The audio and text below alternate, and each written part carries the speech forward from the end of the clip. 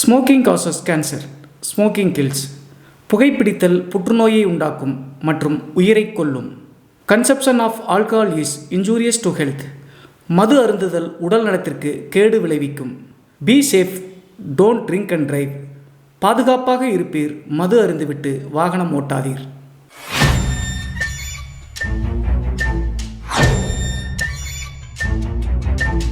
Hi everybody, நான் உங்கள் Siva. Welcome to our channel. இன்றைய காணொலியில் தமிழ்நாட்டினுடைய சீர்காழிக்கு அருகாமையில் நடந்த ஒரு அதிபயங்கர அமானுஷிதிகள் சம்பவத்தை தாங்க முழுமையாக பார்க்க போகிறோம். இந்த சம்பவத்தில் திருமணமான ஒரு பெண் தவறான வழியில் போய் அதற்கடுத்து அந்த குடும்பத்தில் திடீர்னு ஒரு மரணம் ஏற்பட்ட பிறகு நடந்த திகில் மற்றும் அமானுஷிய நிகழ்வு தாங்க இன்றைய காணொலி. ஸோ இன்றைய காணொலியும் கொஞ்சம் கூட சுவாரஸ்யம் மற்றும் த்ரில்லிங் குறையாமல் நீங்கள் அப்படியே எதிர்பார்க்கலாங்க. இதுபோன்று உங்களுடைய வாழ்க்கையிலும் ஏதாவது திகில் சம்பவம் நடந்துருந்துச்சுன்னா இந்த மின்னஞ்சல் மூலியமாக அதை ஷேர் பண்ணலாங்க. ஒருவேளை மின்னஞ்சலில் டைப் பண்ணுறது கஷ்டமாக இருந்துச்சு அப்படின்னா நம்ம சேனலினுடைய இன்ஸ்டாகிராம் லிங்க்கை கீழே டிஸ்கிரிப்ஷனில் கொடுத்துருக்கேங்க. அதில் போய் ஃபாலோ பண்ணிவிட்டு வாய்ஸ் நோட்டாக கூட ஷேர் பண்ணலாங்க. இது வரைக்கும் நம்ம சேனலை நீங்கள் சப்ஸ்கிரைப் பண்ணாமல் பார்த்துட்டு இருந்தாலும் சரி, புதிய பார்வையாளராக இருந்தாலும் சரி, வீடியோக்கு கீழே இருக்கக்கூடிய சப்ஸ்கிரைப் பட்டன் மற்றும் பெல் ஐக்கான் இரண்டையுமே கிளிக் பண்ணிடுங்க. நம்ம ஷோக்குள்ளே போகலாம்.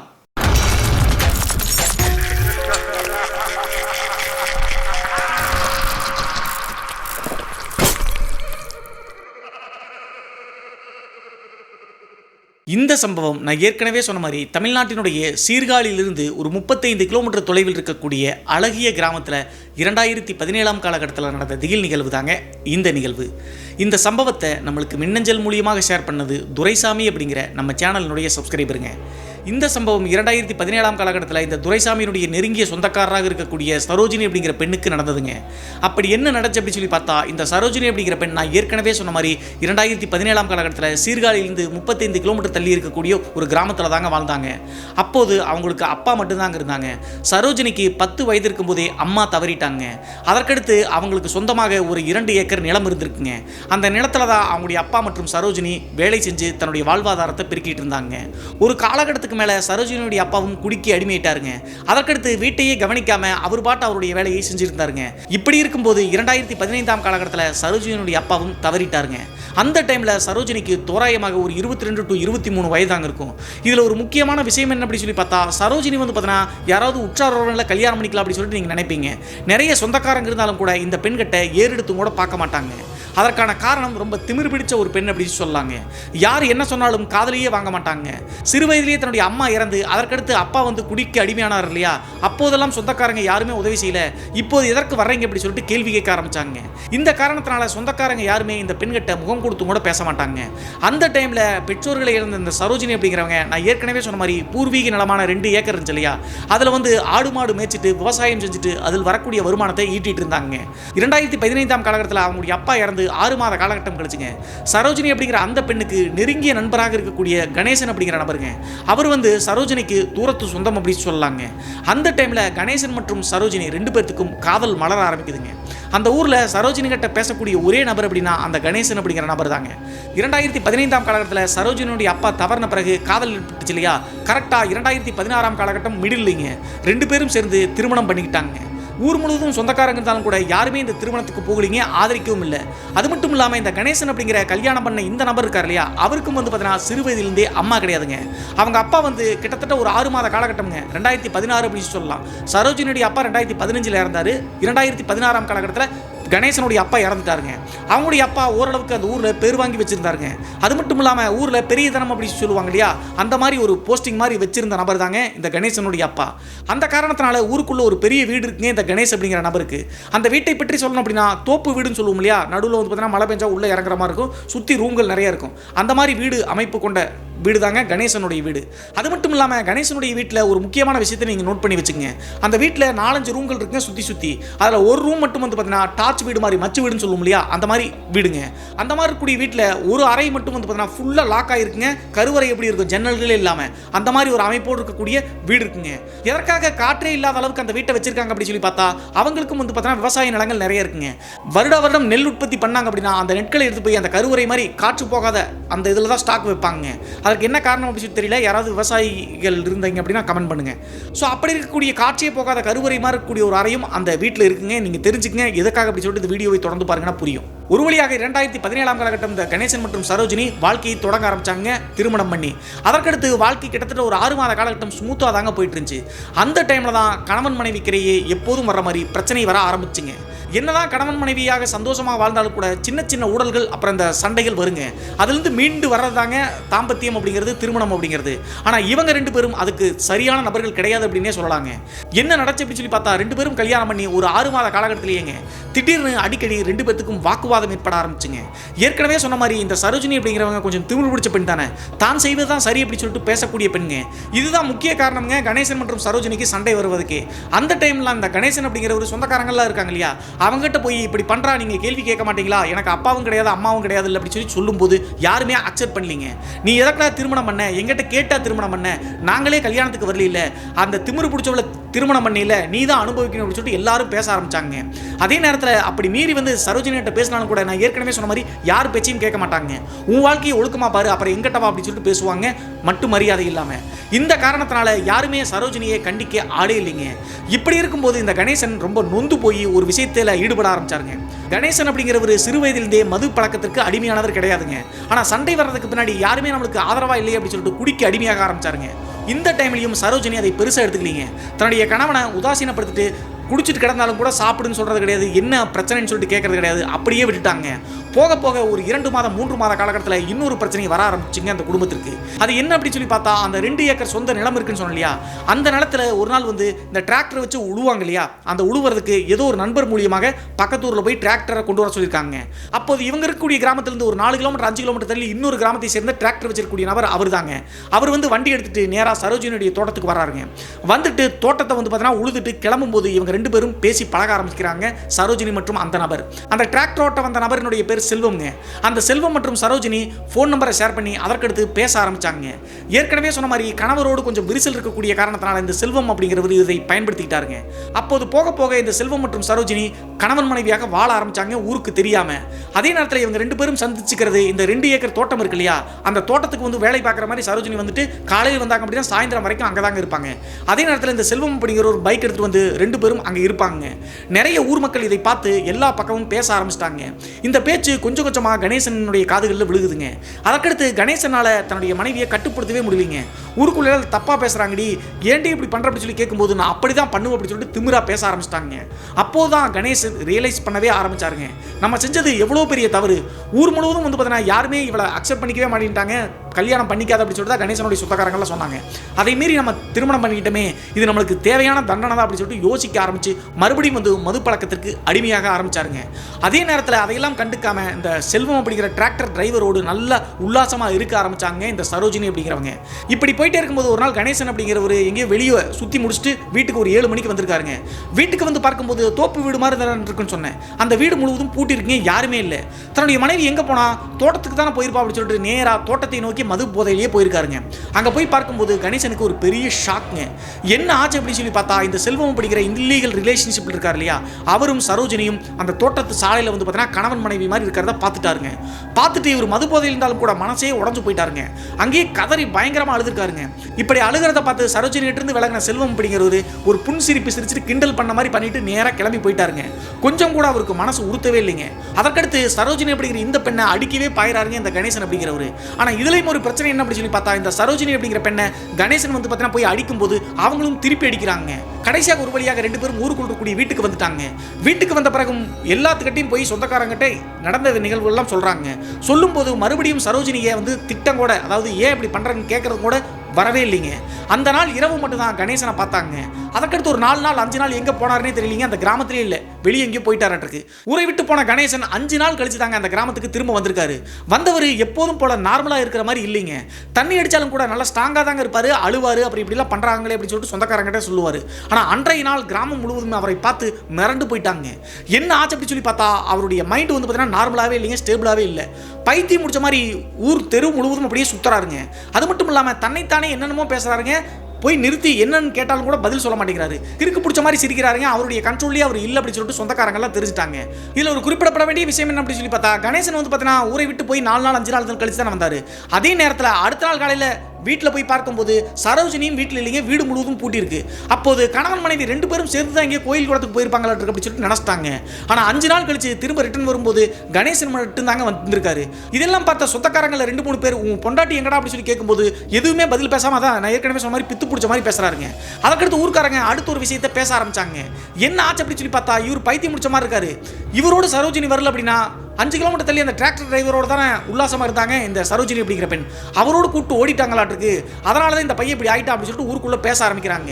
அதுக்கு அடுத்த நாள் நடந்தது தான் அந்த ஊருக்குள்ள மறக்க முடியாத நிகழ்வு அப்படின்னு சொல்லலாங்க.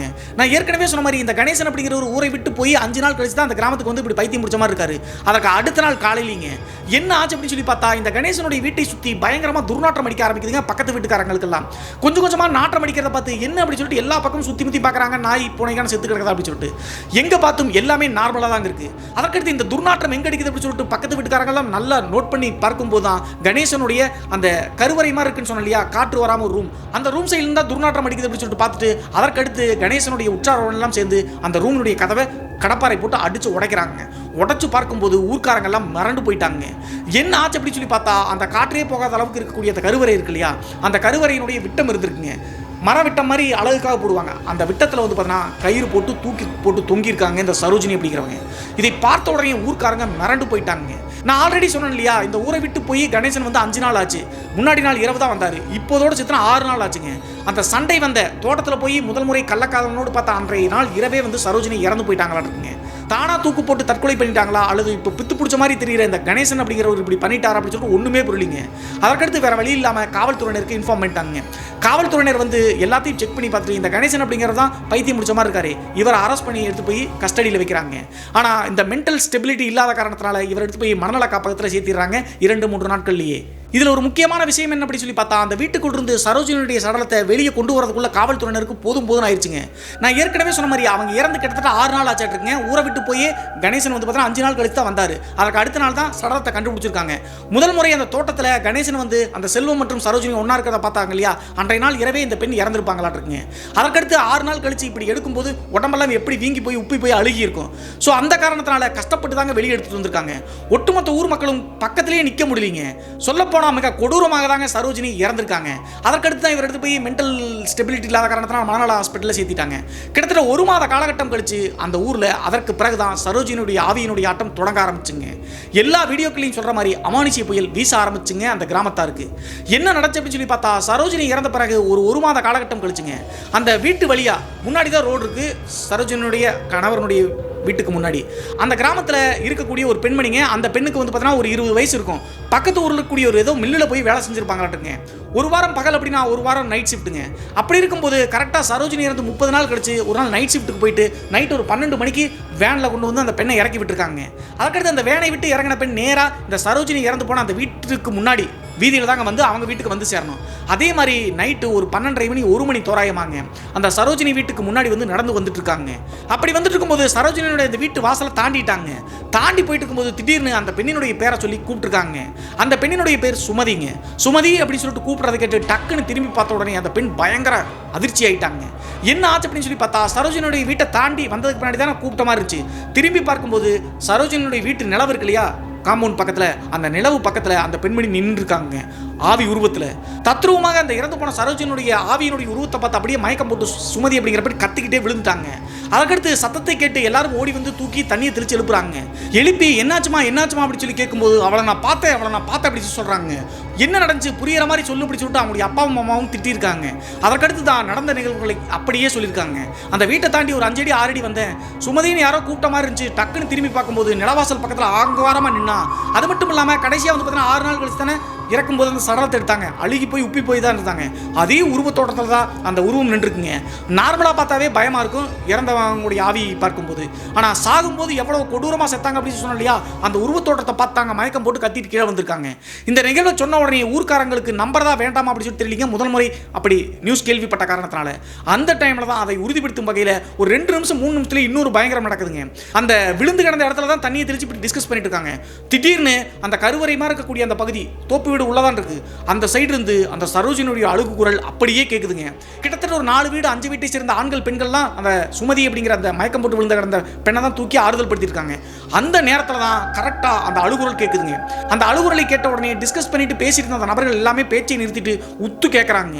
கேட்கும்போது அத்தனை பேரும் மிரண்டு போயிட்டாங்க. அந்த கருவறைக்கு முன்னாடி சின்ன ஒரு சிட் அவுட் மாதிரி திண்ணை இருக்குங்க. அந்த சைடு இருந்தால் அந்த அழுகுரல் கேட்குது. உடனே அதில் ஒரு நபர் என்ன பண்ணாருன்னா, ஆண்மகன் சொல்லாமே வயசானவர், எட்டி பார்க்குறாருங்க. அந்த நிலவாசலை தாண்டி எட்டி பார்க்கும்போது உடம்பே நடுங்கி போச்சுங்க. இந்த சுமதி அப்படிங்கிற அந்த பெண் சொன்னது சரிதாங்க. அந்த இறந்து போன வீட்டினுடைய முன்னாடி சைடு வாசல் இருக்கும் இல்லையா, அந்த வாசல் பக்கத்தில் ஆங்காரமாக நிற்கிதுங்க அந்த சரோஜினி அப்படிங்கிற பெண்ணினுடைய உருவம். அந்த உருவத்தை பார்த்து அடிச்சு பிடிச்சி வேகமாக ஓட்ட முடிச்சு நேராக அவங்களுடைய வீட்டுக்கு வந்து சேர்ந்துட்டாங்க. காலையில் எந்திரிச்ச பிறகு ஊர் தலைவர்கிட்ட போய் நடந்த நிகழ்வுகள சொல்லியிருக்காங்க. இப்படியெல்லாம் நாங்கள் பார்த்து அப்படி சொல்லும்போது ஊர் தலைவரும் நம்பலிங்க. என்னடா உளறீங்க, ஒருத்தன் சொன்னால் பரவாயில்ல, எல்லாரும் பார்த்தேன்னு சொல்கிறீங்களேடா, குழந்தைகள்லாம் இருக்குது, இப்படி சொன்னீங்க அப்படின்னா பயந்து போயிடுவாங்க அப்படின்னு சொல்லிட்டு திட்டிருக்காருங்க. மறுபடியும் இந்த மாதிரி நடந்துச்சு அப்படின்னா பார்த்துக்கலாம் அப்படின்னு சொல்லிட்டு விட்டாங்க. ஆனால் அதற்கு பிறகுதான் இந்த சுமதி அப்படிங்கிற பெண்ணால கீழே மயக்கம் போட்டு விழுந்தாங்க. அந்த பெண்ணினுடைய உடம்பை வந்து ஆக்குப்பை பண்ணிச்சாட்டுங்க சரோஜினியுடைய ஆன்மா.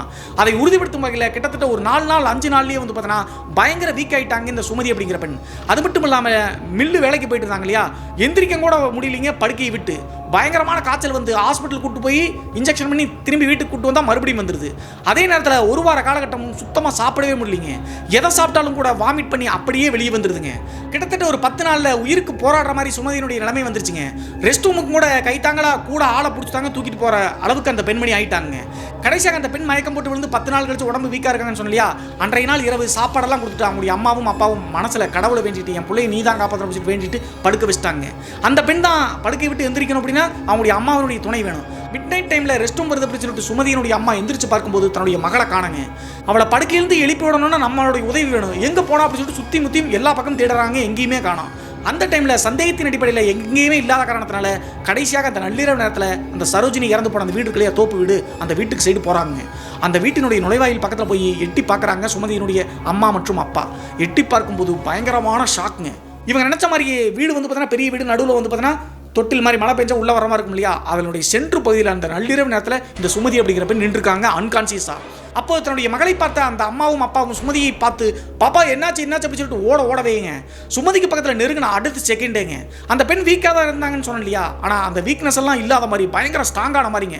அப்படியே யூட்டன் அடிச்சு பக்கத்தில் நெருங்கி வந்த அவங்களுடைய அம்மாவும் அப்பாவும் ஒரே அரைஞ்ச அறையில் கிட்டத்தட்ட 2 அடி 3 அடியில் தூக்கி வீசின மாதிரி போய் விழுந்திருக்காங்க.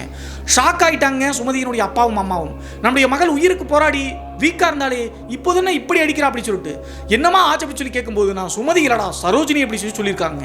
இதை கேட்ட உடனே சுமதியினுடைய பெற்றோர்கள் அரண்டடிச்சு போய் கத்திட்டாங்க. உற்சார் உறவினர்கள் எல்லாமே சுற்றி இருக்கக்கூடிய எல்லாருமே ஓடி வந்துட்டாங்க. ஓடி வந்து அத்தனை பேரும் நிற்கிறாங்க. என்ன ஆச்சு அப்படின்னு சொல்லிட்டு அவங்களுடைய சுமதியினுடைய அம்மாவும் அப்பாவும் சொல்லிட்டாங்க அழுதுகிட்டே. அப்போது ஊர்க்காரங்க எல்லாமே நீ செஞ்ச தப்புக்கு செத்து போயிட்ட, இந்த பொண்ணை எதுக்கு இந்த பாடுபடுத்துற அப்படின்னு சொல்லி கேட்கும்போது எல்லாரும் நிம்மதியாக இருக்கலாம்னு பார்க்குறீங்களாடா, எனக்கு ஆதரவா எனக்கு சப்போர்ட்டாக ஒருத்தம் கூட இல்லையே, பைத்தியம் முடிச்ச மாதிரி நடிச்சிட்டு இருக்காரு, எடுத்து போய் ஜெயிலில் போட்டீங்க, அவன் ஜாலியாக ஹாஸ்பிட்டல் இருக்கிற மாதிரி சுற்றிட்டு இருக்கான், அவனையும் விட மாட்டேன் உங்களையும் நிம்மதியாக விட மாட்டேன் அப்படின்னு சொல்லிட்டு பேசுதுங்க. அந்த டைமில் ஊர் தலைவருக்கு தகவல் தெரிஞ்சு அவரும் வந்துட்டாருங்க. கடைசியாக ஊர் தலைவர் என்ன பண்ணார் அப்படின்னு சொல்லி பார்த்தா, அந்த ஊரினுடைய எல்லையில் தொட்டிச்சியம்மன் அப்படி சொல்லிட்டு மரத்துக்கடியில் ஒரு அம்மன் கோவில் இருக்குங்க. அந்த அம்மன் கோவிலை பற்றி பேச ஆரம்பிக்கிறாருங்க. தொட்டிச்சியம்மன் முன்னாடி இழுத்துட்டு போனாதான் சரிப்பட்டு வரா அப்படின்னு சொல்லிட்டு ஊர் தலைவர் சொன்ன காரணத்தினால அடுத்த செகண்டே கம்பீரமாக பேசியிருந்த சுமதியினுடைய உடம்பில் இருக்கக்கூடிய சரோஜினுடைய ஆவி அப்படியே பயந்துட்டு நடுங்க ஆரம்பிக்குதுங்க. கடைசியாக ஊர்க்காரங்கெல்லாம் கட்டுப்படுத்தி ஒரு வழியாக அந்த எல்லையில் இருக்கக்கூடிய தொட்டிச்சம்மன் கோவிலுக்கு முன்னாடி போய் உட்கார வச்சுட்டாங்க.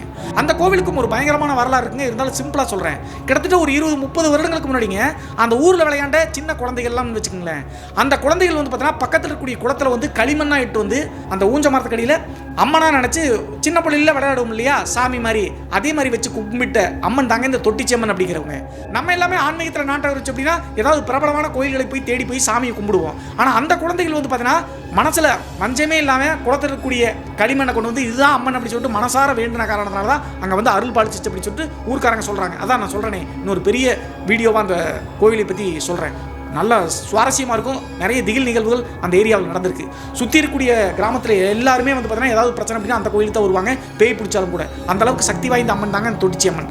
அந்த அம்மன் கோவிலுக்கு தான் இந்த பெண்மணியை கூட்டு வந்திருக்காங்க சரோஜினி ஆக்குபை பண்ணிக்கூடிய சுமதியை. அந்த தொட்டிச்சியம்மன் கோவிலில் உட்கார வச்சு அங்கே இருக்கக்கூடிய கோவில் பூசாரியை கூப்பிட்டு எல்லா விஷயத்தையும் சொல்லியிருக்காங்க. அதற்கடுத்து அந்த ரிச்சுவல் மாதிரி பண்ணும்போது கடைசியாக நான் போயிடுறேன் அப்படி சொல்லிட்டு சொல்லிருச்சுங்க. அந்த தொட்டிச்சியம்மனுடைய பவரால் தாங்க முடியல. அப்போது ஊர்க்காரங்கிட்ட சுமதியினுடைய உடம்புல இருக்கக்கூடிய சரோஜினுடைய ஆவி நான் போகணும் அப்படின்னா எனக்கு படையல் வேணும் அப்படின்னு சொல்லிட்டு கேட்டிருக்குங்க.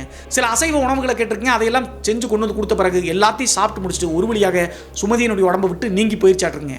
அதே நேரத்தில் சுமதியினுடைய உடம்பை விட்டு சரோஜினியுடைய ஆவி பிரிஞ்சு போகும்போது என்ன சொல்லுச்சு அப்படின்னு சொல்லி பார்த்தா, அவனை கொன்னுட்டு தான் நான் போவேன், எத்தனை வருடங்கள் ஆனாலும் அது வரைக்கும் நான் இறந்து போன அந்த வீடு இருக்கு இல்லையா கருவறை, அங்கே தான் நான் இருப்பேன், அங்கே என்னை யாரும் கட்டுப்படுத்த பார்க்கக்கூடாது அப்படின்னு சொல்லிட்டு தாங்க கிளம்பி போயிருக்கு.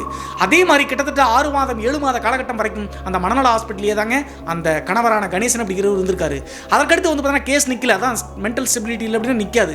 ஊருக்குள்ளே வந்தவர் ஒரு வார காலகட்டம் தான் இருந்தாருங்க. மறுபடியும் இப்படி அன்ஸ்டபிளாக தான் இருந்திருக்காரு. ஒரு வார காலகட்டம் கழிச்சு அந்த ஊரை விட்டு தள்ளி போனோம் அப்படின்னா ஒரு குளம் மாதிரி இருக்குங்க. அந்த குளத்தில் வந்து பார்த்தீங்கன்னா இறந்து போய் கிடந்திருக்காரு.